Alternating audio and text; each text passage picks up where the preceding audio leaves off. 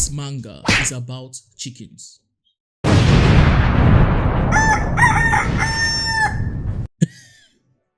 Yup, you heard that right. It's a story that follows one chicken, well, a rooster, and then a whole cast of other chickens as they, get this, try to save the world. Avengers! Assemble. I know how crazy that sounds, but it's true. I'm serious. I'm not making this up. The name of this manga is Rooster Fighter, and I just have to talk about this. Hello everyone, welcome back to my channel, and welcome if you're new. It's great to be here for my second video. Please like this video and subscribe if you end up enjoying it. Arigato gozaimasu. And now, on to the video. Have you ever looked at certain animals and thought, there is more to these creatures than meets the eye? I know for a fact that certain mangakas and light novel authors have thought that way. What with several works like Reincarnated as a Pig, So I'm a Spider, So What, and a certain one called My Life as Inukai-san's. What the f? You know the rest. Bottom line is that having animal characters as protagonists or even beloved side characters isn't particularly new or strange. In fact, some of the best works we've seen in the anime and manga world follow this trope. A good example of this is Beastars. But in the many years I've been exposed to anime, manga and light novels, this is the first time I have read something like Rooster Fighter. And I can promise that the same applies to you watching this video. There's a lot I can say about Rooster Fighter, but let's start with the simple premise of the story, shall we? It's about how humanity is being threatened by overwhelmingly scary and powerful monsters known as Kiji or demons. With the humans powerless against this ever-growing threat, a certain rooster, that's still funny to me. A certain rooster stands up against them. He gains allies along the way, and together they fight against these entities, uncovering mysteries along the way. How exactly do these Kiju come about? What are their intentions, and what is the greater evil that lurks in the shadows even while the tyranny of these monsters become ever so present in the world? Most important of all though, what is the mysterious past of this rooster named Keiji, and what drives him to fight against these demons? Though my personal favorite question is, how exactly does his anatomy work? Especially when you consider some of the crazy feats he's able to accomplish as, and I know this is getting old, a chicken.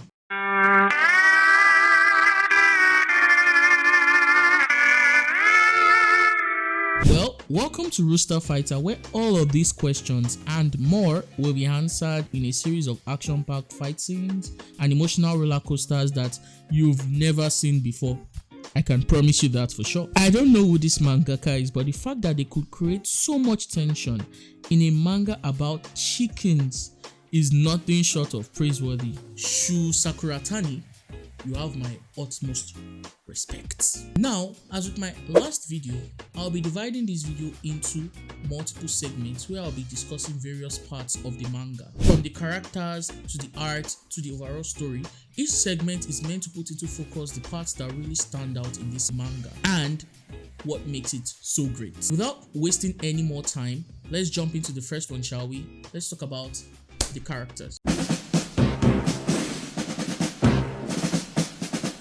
I know why I started with the characters of this manga, considering how they are easily the best part of it, in my opinion, of course. On the surface, they seem like exactly what they look like. Keiji is a rooster, Elizabeth is a hen, Pyoko or Chicken Little is a chick. However, what you find as you read further on into the story is that this main cast and even the other characters that subsequently appear are a lot more layered and complex than one would expect. For a story with a wacky premise like chickens fighting demons, this manga shows incredible competence in handling its characters. How funny is it that a literal rooster has more character development and traits than like 90% of the other manga and anime I've seen? Granted, that number is a bit exaggerated and it doesn't really say much about manga and anime as a whole, when the majority of the ones I, and most likely the rest of you, have seen are the typical isekai ones with the cliche tropes and the indistinguishable black-haired main characters with copy-pasted personalities. I digress. What I meant to say is that Roster Fighter features some of the best characters I've read about in recent years. Their character traits and motivations are simple but deep enough to make them have a lasting impression on you. For example, and a bit of spoiler here, Keiichi fights demons because of the death of his sister who fell at the hands of a particular demon that he has sworn to defeat. He travels the world as a migratory rooster in search of this single demon, and a lot of his actions throughout the story reflect just how much that experience in his past has defined and affected him. How about our dear Elizabeth? Well, she was a spoiled hen who grew up with privileged parents. After her seemingly perfect life was interrupted by Kiju, she is saved by Keiichi on one of his adventures and she falls for him. However, he breaks her heart and leaves her vengeful. Not just that, but even though Keiichi ended up saving her, the Kiju caused a lot of damage and killed a lot of people, making her realize just how dangerous they are and just how many people suffer as a result of them. And so, armed with her hatred for Keiichi for what he did to her and her desire to eradicate the demons from the world, she chooses to live a sheltered life and stop the threats. Then there's Chicken Little, the adorable mascot of the trio. She was raised by a human that served as a father figure, learning a lot from him, particularly the importance of duty. When this human that she has grown to love and respect becomes a Kiju, yes, that's how these demons are born into the world. Keiichi saves her and even manages to return the man to normal. This causes her to have a deep admiration for him, mixed with what can only be described as childlike infatuation for him. Now, while all of what I have just said might seem cliche or passable for characters, you have to understand that these are chicken.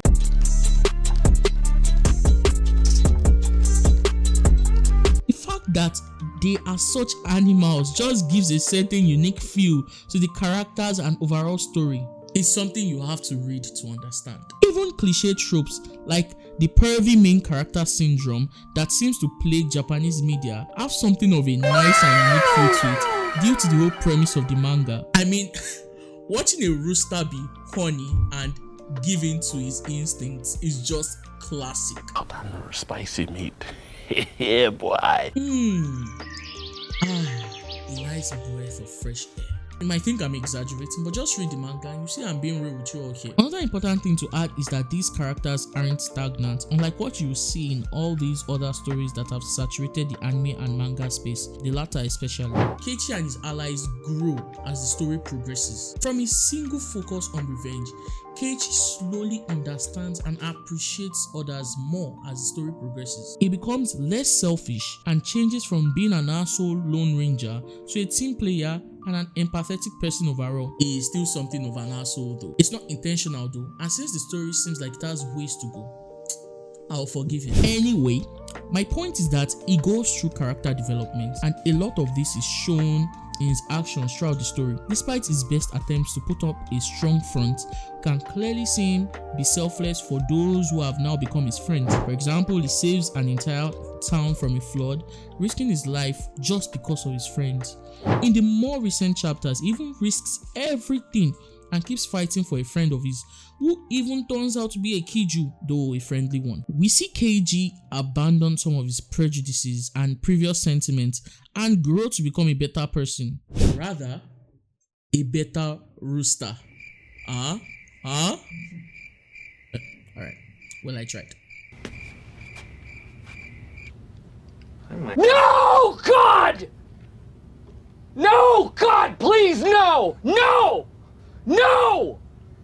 No! Then we have probably my favorite character development from Elizabeth. Yes, the hen. She's initially completely aggressive towards Keiji as well as the Kiju. However, for the latter, she begins to see that not all Kiju are bad and slowly changes her goals from exterminating all of them to being able to differentiate between the good and bad kind, and even helping those who are good.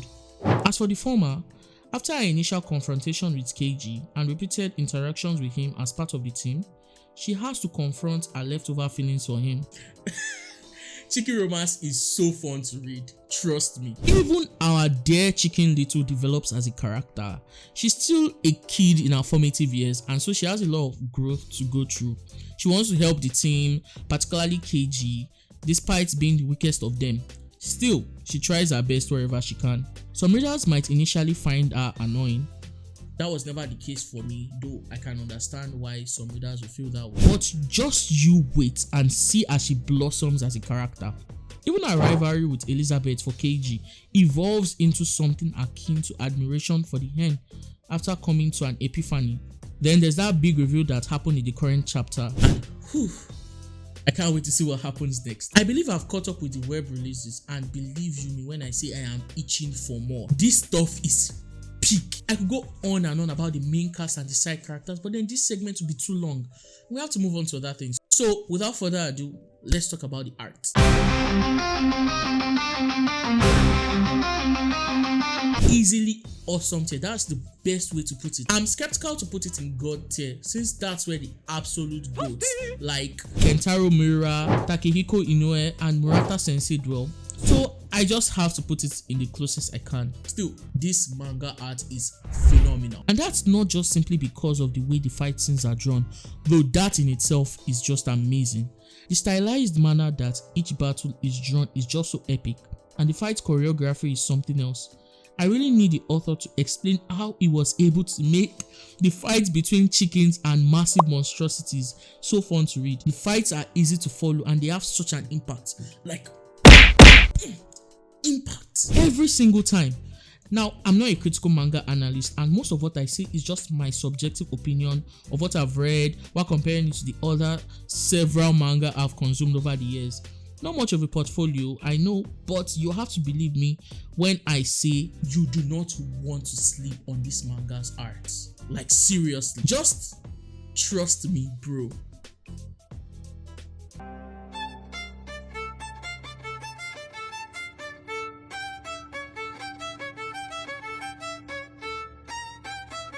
Do you want to know the craziest part about this whole analysis? I don't even think the fight scenes are where the art shines the most. That would be the character interactions. Shocking, right? Think about it for a moment. How is it possible to draw a manga about chickens as the characters while making them engaging and really not to be taken seriously by the readers? It's very difficult to bridge the gap between the realistic features of a chicken and the human aspects of them that make them capable of conveying emotions. Yet the mangaka does this flawlessly. Anytime the chickens converse, you can feel every emotion they are conveying. Their anger, determination, sadness, confusion, joy, unease, and every other list of emotions you can think of are all properly conveyed by the chickens, usually through their facial expressions and body language. I mean, how can this or this or this and not feel some kind of investment in the characters? Now, don't look at me that way. If you read the manga, you would feel the impact and weight of these scenes. Speaking of the story, we'll get back to that shortly, but I have to conclude this segment by once again sucking off this manga's eyes. Every full page spread, every detail, background, and every impact, small or large, is felt beyond the screen as you read it. I mean, you can see these are chickens, but you can't help but be invested in their characters and stories. Overall, top tier art. Now, we should talk about the actual plot of the manga.